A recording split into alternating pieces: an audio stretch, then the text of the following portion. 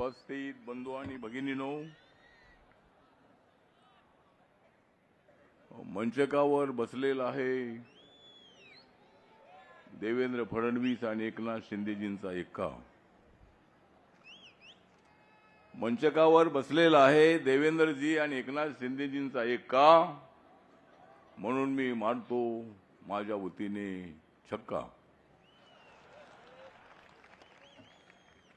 कारण महायुतीचा विजय आहे पक्का।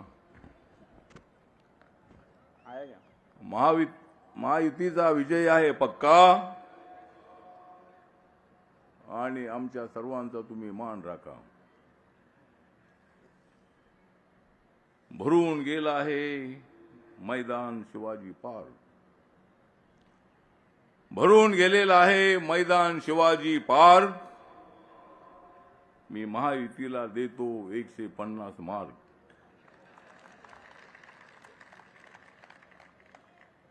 ठाकरे बंधूंना देतो 40 मार्क। ठाकरे बंधूंना देतो 40 मार्क। काँग्रेसला देतो 30 मार्क आणि बाकीचे सगळे आमचे मार्क।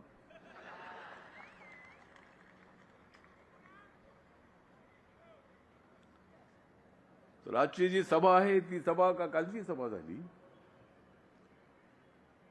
कालच्या सभेला माणसं होती, पण कालच्या सभेपेक्षा आज मला जास्त माणसं दिसत आहेत।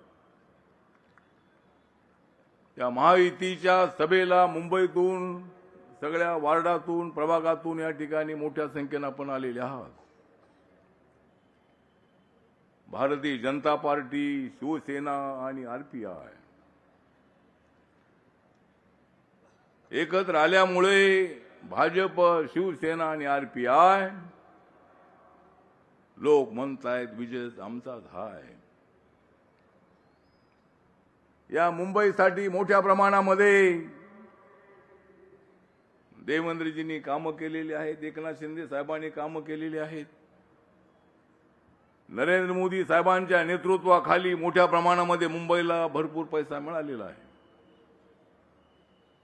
मेट्रो आहे, लोकलचं डेव्हलपमेंट आहे, रोडचं डेव्हलपमेंट आहे। मुंबईमध्ये ज्या झोपडपट्ट्या आहेत त्या झोपडपट्ट्यांच्या ठिकाणी पक्की घरं बांधण्याची स्कीम मोठ्या प्रमाणात सुरू आहे। धारावीचं डेव्हलपमेंट, सगळ्या आशिया खंडात सर्वात मोठी असणारी स्लम झोपडपट्टी, त्या ठिकाणी सुद्धा डेव्हलपमेंटचं काम सुरू होत आहे। बिडी चाळी ज्या ठिकाणी 100-120 फुटाचं घर होतं,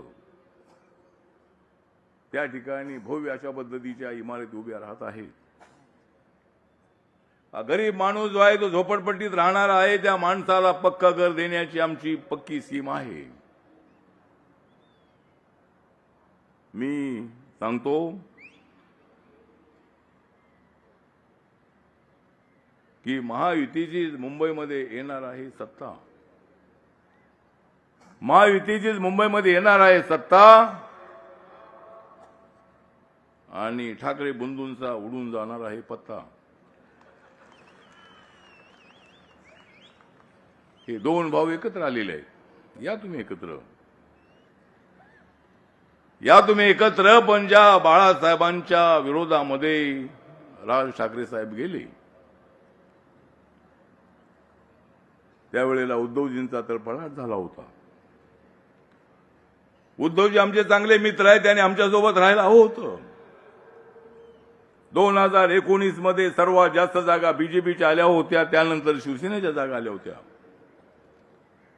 आपण आमच्या सोबत राहिला असता तर धनुष्यबाण तुमच्याकडे राहिलं असतं, पण धनुष्यबाण आज एकनाथ शिंदे साहेबांकडे आहे, धनुष्यबाण आमच्याकडे आहे।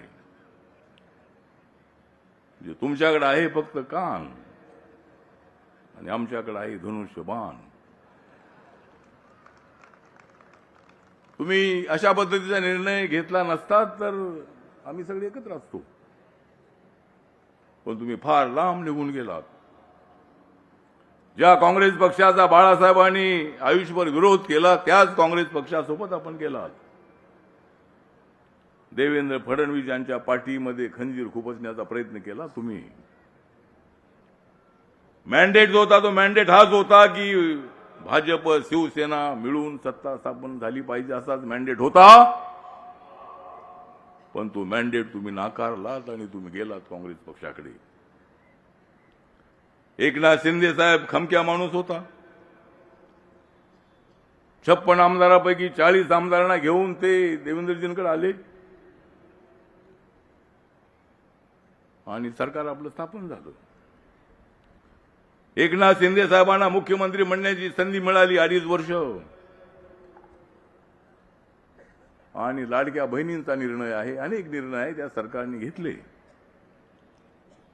त्यामुळे मी आपल्याला एवढंच सांगतो की देवेंद्र फडणवीस, एकनाथ शिंदेजी आम्ही सर्वजण आम्ही एकत्रित आहोत. मुंबईच्या विकासासाठी आम्ही तुमच्यासोबत आहोत. ज्या महानगरपालिकेमध्ये मोठ्या प्रमाणामध्ये भ्रष्टाचार झाला आणि उद्धवजींकडे सत्ता यासाठीच होती की बाबा ठीक आहे आपल्याकडे सत्ता होती, ती सत्ता काढून घ्यायची आहे. या ठिकाणी महापौर आपल्या महायुतीचा बसवायचा आहे आणि त्यासाठी माझा रिपब्लिकन पक्ष भाजप शिवसेनेसोबत आहे सांगण्यासाठी मी इथं आलेलो आहे. माझा दलित बौद्ध समाज जो आहे तो तुमच्यासोबत आहे. बाळासाहेबांनी शिवशक्ती भीमशक्तीची भूमिका माझ्यासमोर मांडली होती आणि मी त्याला पाठिंबा दिला. आणि 2012च्या निवडणुकीमध्ये आम्ही सर्वजण एकत्र होतो. अनेक प्रश्नांची सोडवणूक करण्यासाठी मी दिल्लीमध्ये आहे. नरेंद्र मोदी साहेब अत्यंत विकासाच्या दिशेने पुढे चाललेले नेते आहेत. काँग्रेस पक्षाला जे जमलं नाही ते नरेंद्र मोदी साहेबांनी करून दाखवलं. आणि देवेंद्रजी पूर्वी म्हणाले होते की मी परत येईन,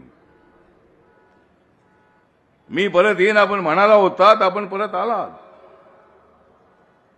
पण मी दिल्लीवरून महाराष्ट्रात मी येणार नाही. मी आहेच आपल्यासोबत. मी दिल्लीमध्ये आहे, आपण इथे आहात. पियुष गोयल साहेब दिल्लीमध्ये आहेत आणि आपण इथं आहात. या ठिकाणी आशिष शेलार साहेब आहेत, रामदास भाई इथं आलेले आहेत. आणि शिवशक्ती भीमशक्ती झाली त्यावेळेला रामदास भाईंनी, रामदास कदम यांनी त्यांच्या कांदिवलीमध्ये एक मोठा मेळावा ठेवला होता शिवशक्ती भीमशक्तीचा. ते शिवसेनेमधले अत्यंत ऍक्टिव्ह नेते आहे. त्यांच्या मनामध्ये फार मोठी तळमळ आहे आणि म्हणून ते आपल्या भावना व्यक्त करत असतात. आम्ही साटमजी या ठिकाणी उपस्थित आहे. ते मुंबईचे अध्यक्ष आहेत बीजेपीचे. राहुल शेवाळ या ठिकाणी उपस्थित आहेत. आमचे मंगलप्रभात दोडा साहेब इथं आलेले आहेत. असे अनेक मान्यवर नेते या ठिकाणी उपस्थित आहेत भाजप शिवसेनेचे. म्हणून मी काही जास्त वेळ घेत नाही. हे सांगण्यासाठी आलेलो आहे की रिपब्लिकन पक्ष आपल्या पाठीशी आहे. जय भीम आहे माझ्या गाठीशी. व मी का राहणार नाही तुमच्या पाठीशी. मी तुमच्या पाठीशी आहे. माझा समाज तुमच्या पाठीशी आहे. हे जाऊन गैरसमज करत असतील ही, पण नरेंद्र मोदींच्या विकासाच्यासाठी इथं एमएमआरडीच्या माध्यमातून राज्य सरकारच्या वतीनं बाबासाहेबांचं मोठं स्मारक होतंय. बाबासाहेबांचं भव्य दिव्य स्मारक इंटरनॅशनल लेवलचं होतंय. 1314 रुपये खर्च करून एवढं मोठं स्मारक कधी काँग्रेसच्या काळामध्ये झालं नाही. काँग्रेसने कधी 26 अली रोडचा विकास केला नाही. काँग्रेस पक्षाने कधी डॉक्टर आंबेडकर फाउंडेशनची फक्त एक छोटंसं ऑफिस होतं. मोदी साहेब आल्यानंतर ताबडतोब त्या ठिकाणी डॉक्टर आंबेडकर इंटरनॅशनल सेंटर बनवलं. बाबासाहेब आंबेडकरांनी संविधानचा ड्राफ्ट ज्यावेळेला राजेंद्र प्रसाद आणि पंडित जवाहरलाल नेहरूंना दिला होता, तो दिवस नरेंद्र मोदी साहेब आणि सगळा देश संपूर्ण साजरा करत आहे. आणि म्हणून मी आपल्याला हेच सांगतो की या देशाचं बाबासाहेबांचं संविधान बदलणं एवढं सोपं काम नाही. संविधानाला मजबूत करण्याचं काम नरेंद्र मोदी साहेब करत आहेत. या ठिकाणचं देवेंद्रजीचं आणि एकनाथ शिंदे साहेबांचं जे सरकार आहे ते सुद्धा बाबासाहेबांचे स्वप्न साकार करण्याचा प्रयत्न करत आहेत. आणि या मुंबईला सुंदर बनवण्यासाठी त्यांचा प्रयत्न सुरू आहे. त्याच्यामध्ये माझा पक्षही आम्ही आपल्यासोबत आहोत एवढंच या प्रसंगी सांगतो. आणि 15 तारीख लक्षात ठेवा. 15 तारखेला कमळ आणि धनुष्यबाण या तुम्ही छत्रपती शिवाजी महाराज आणि बाबासाहेब आंबेडकरांची आण आणि निवडून द्या कमळ आणि धनुष्यबाण. जय भीम, जय भारत, जय महाराष्ट्र.